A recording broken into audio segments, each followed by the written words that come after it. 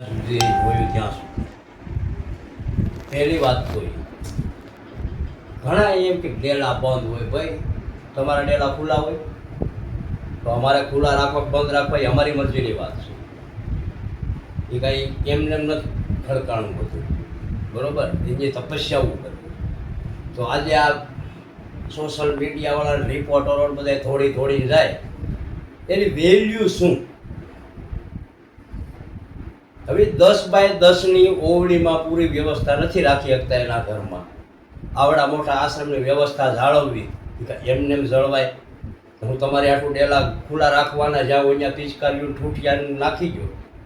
તમને સ્વચ્છતાની ભાન નથી, શુદ્ધતાની ભાન નથી, બોલવાની ભાન નથી. કેમ બોલવું હોય? કારણ કે મેં સેવાકી પ્રવૃત્તિ જોઈ છે કે નિરાધાર બાળકો ઇન્દ્ર ભારતી બાપુના કહેવાથી ભણે છે.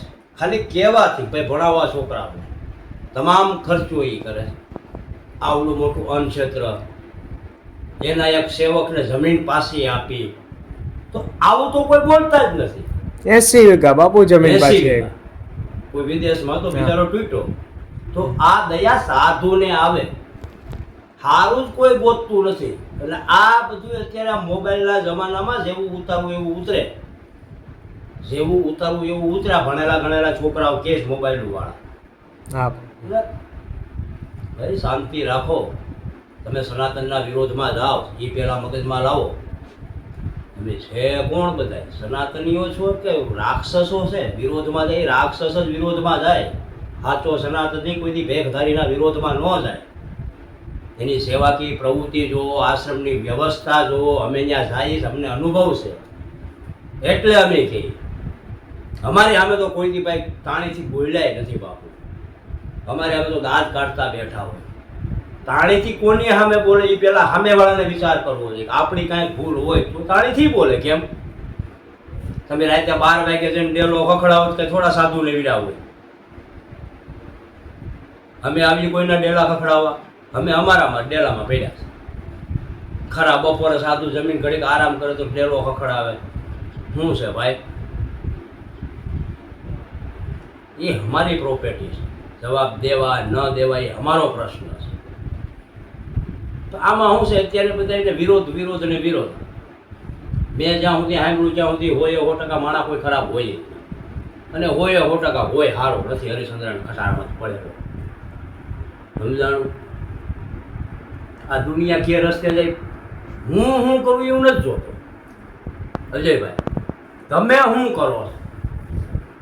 અરે ઈ જે કરે મારે શું કરવાનું છે એ મારે જોવાનું હોય ને. આપણા દેશમાં રૂપિયા દો ને રૂપિયા